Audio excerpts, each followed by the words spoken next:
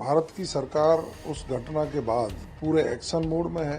कोई भी व्यक्ति हमारे देश के नागरिकों पर इस तरह का हमला करने की हिमाकत करता है तो उसका बदला लेने में माहिर भी हैं और करते भी हैं। कि राजस्थान की सरकार भ्रष्टाचार के खिलाफ सख्त कार्रवाई करने के लिए दृढ़ संकल्पित है।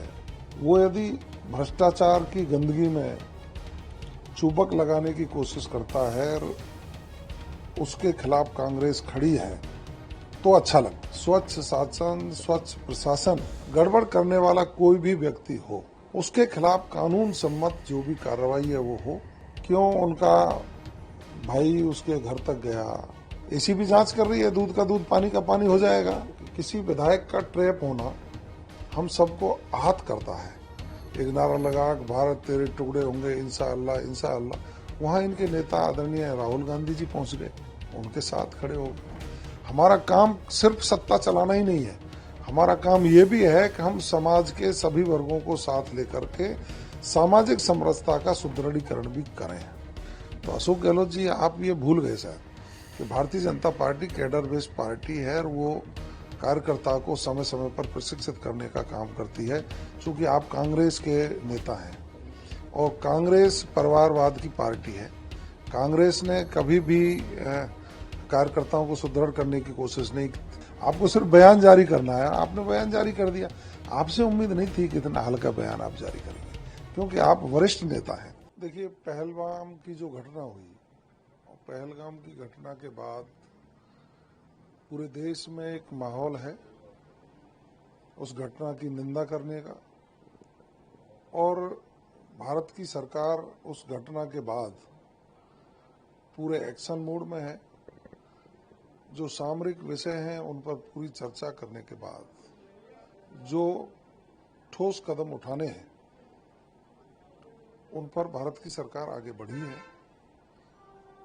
पड़ोसी देश ने हिमाकत की है हमारी शांति भंग करने की, हमारे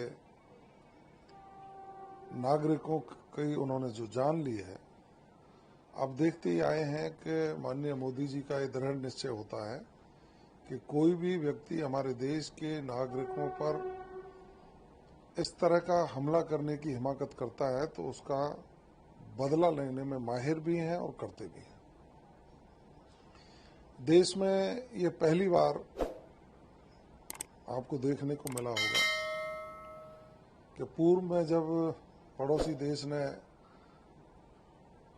नापाक हमले करने की कोशिश की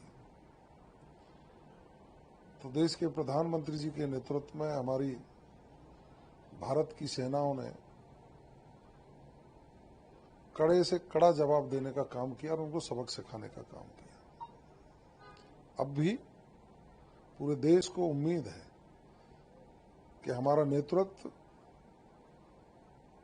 जो हमारे भाई पहलगांव की घटना में अपनी जान गंवा चुके हैं, उनका बदला निश्चित रूप से लेगा। जहां तक राजस्थान का विषय है, राजस्थान की आंतरिक सुरक्षा मजबूत रहे। सीमावर्ती प्रदेश है और सीमावर्ती प्रदेश के नाते प्रदेश के मुख्यमंत्री जी लगातार मॉनिटरिंग कर रहे हैं कि किसी भी प्रकार की कोई भी गड़बड़ ना हो। इसके लिए हमारी आंतरिक सुरक्षा मजबूत है और सीमा पर जो भारत की सेना और अर्धसैनिक बल जो तैनात है, भारत सरकार के निर्देश के अनुसार वो भी मुस्तैदी से अपनी सीमाओं की सुरक्षा कर और दुश्मन को जवाब देने के लिए तैयार है। विपक्ष के साथी यदि ये कहते कि राजस्थान की सरकार भ्रष्टाचार के खिलाफ सख्त कार्रवाई करने के लिए दृढ़ संकल्पित है और कोई भी व्यक्ति, चाहे वो राजनेता हो, चाहे सामान्य व्यक्ति हो, चाहे कोई अधिकारी हो, चाहे कोई कर्मचारी हो, वो यदि भ्रष्टाचार की गंदगी में चुबक लगाने की कोशिश करता है और उसके खिलाफ कांग्रेस खड़ी है तो अच्छा लगता। लेकिन उन्होंने जो बात कही वो राजनीति से प्रेरित कही है,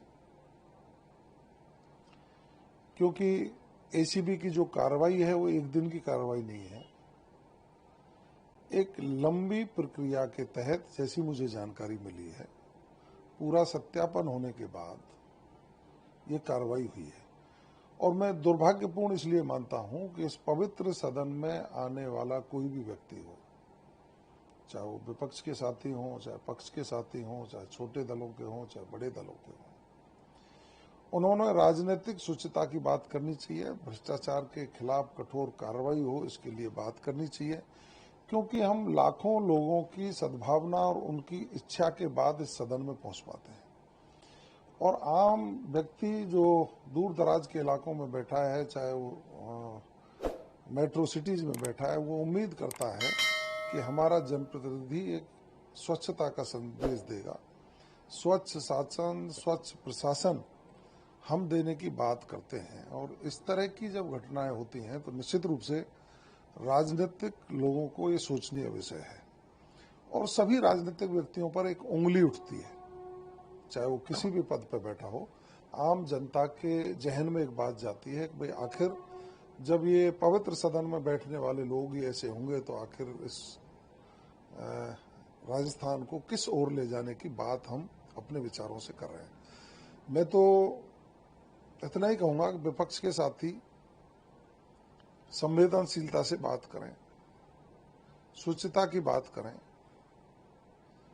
गड़बड़ करने वाला कोई भी व्यक्ति हो, उसके खिलाफ कानून सम्मत जो भी कार्रवाई है वो हो, और उसके लिए एसीबी ने भी अपनी प्रेस कॉन्फ्रेंस की है, उन्होंने स्पष्टता से बताया है। और कल जो कांग्रेस के साथियों ने बयान दिया, मैं तो यही कहूंगा कि उनकी ये अपरपक्व सोच का परिचायक है कि वो हर चीज को षड्यंत्र और राजनीति बताते हैं।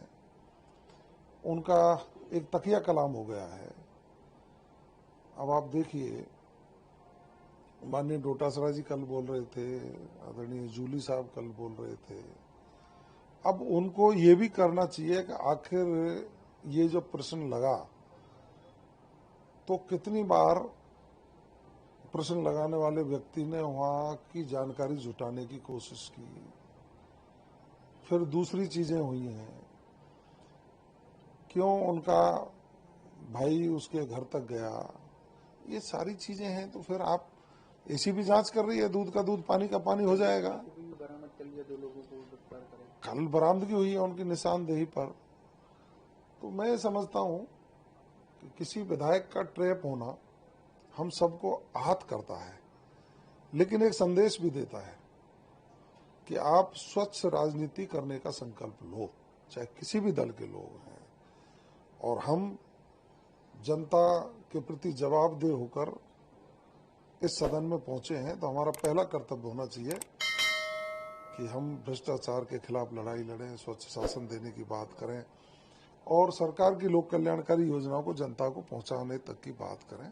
अब कोरी राजनीति कांग्रेस के लोग करें तो मैं नहीं समझता कि उनके इस बयान को किसी ने सराहा होगा। सब लोगों ने यही कहा है कि आखिर ये लोग हैं जो कभी देश के खिलाफ नारे देने वाले लोगों के साथ खड़े हो जाते हैं।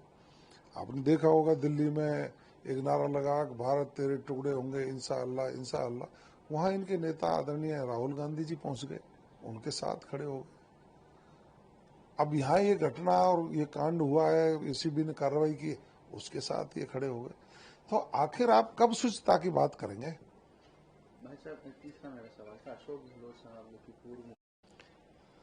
देखिए, कल उनका एक ट्वीट था, और माननीय अशोक गहलोत जी से ये उम्मीद इसलिए नहीं थी कि वो लंबे समय का उनका लंबा राजनीतिक जीवन रहा है,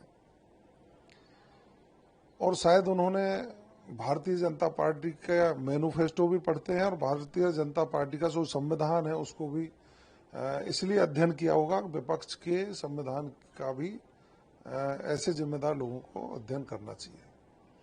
भारतीय जनता पार्टी में राष्ट्रीय स्तर पर प्रशिक्षण प्रकोष्ठ बना हुआ है, जो समय समय पर बूथ अध्यक्ष से लेकर सांसद तक पार्टी के संगठन के पदाधिकारी हों चाहे हमारे जनप्रतिनिधि हों, उन सबको समय समय पर प्रशिक्षण देने की हमारे यहाँ परंपरा है। वो इसलिए है कि पंडित दीनदयाल उपाध्याय, श्यामा प्रसाद मुखर्जी, जैसे लोगों ने जनसंघ की स्थापना की और उसमें जो उन्होंने राजनीति में शुचिता लाने का एक सकारात्मक प्रयास के लिए एक राजनीतिक दल का गठन किया,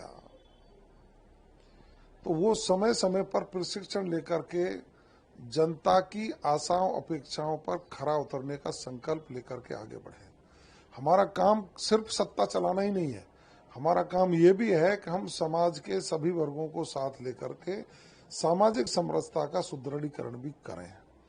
हमारा काम यह है कि जो सरकार योजनाएं चालू करती है वो अंतिम पंक्ति में बैठे व्यक्ति तक कैसे पहुंचे।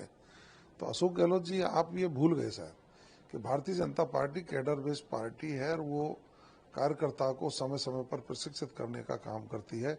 चूंकि आप कांग्रेस के नेता हैं और कांग्रेस परिवारवाद की पार्टी है, कांग्रेस ने कभी भी कार्यकर्ताओं को सुदृढ़ करने की कोशिश नहीं की। एक बार आपके दल में सेवा दल चला करता था, उसमें प्रशिक्षण की व्यवस्थाएं हुआ करती थी, वो भी आप लोगों ने समाप्त कर दिया। वो इसलिए कर दिया कि आप सिर्फ नेतावादी रहना चाहते हैं, परिवारवादी रहना चाहते हैं। इसीलिए आपको राजनीति की शुचिता से कोई मतलब नहीं है, आपको सिर्फ बयान जारी करना है। आपने बयान जारी कर दिया, आपसे उम्मीद नहीं थी कि इतना हल्का बयान आप जारी करेंगे, क्योंकि आप वरिष्ठ नेता हैं। आपको कहना चाहिए था, बधाई देनी चाहिए थी कि भारतीय जनता पार्टी के लोग अपने लोगों को प्रशिक्षित कर रहे हैं, इसके लिए बधाई। और कांग्रेस भी अपने लोगों को प्रशिक्षित करने का काम करेगी। यदि ये बयान होता तो आपका बयान फ्रंट लाइन पे छप कर के लोग उसको पसंद करते। मैं कम से कम आपसे ये उम्मीद नहीं करता, और पूरी सरकार प्रशिक्षण प्राप्त करके नई ऊर्जा लेकर के राजस्थान के विकास को गति देगी। आप निश्चिंत रहिए, आप तो कदम से कदम मिला करके चलिए, विकसित राजस्थान बने, इसी सद्भावना के साथ कांग्रेस के लोगों को नसीहत दें, यही मैं आपसे उम्मीद कर सकता हूं।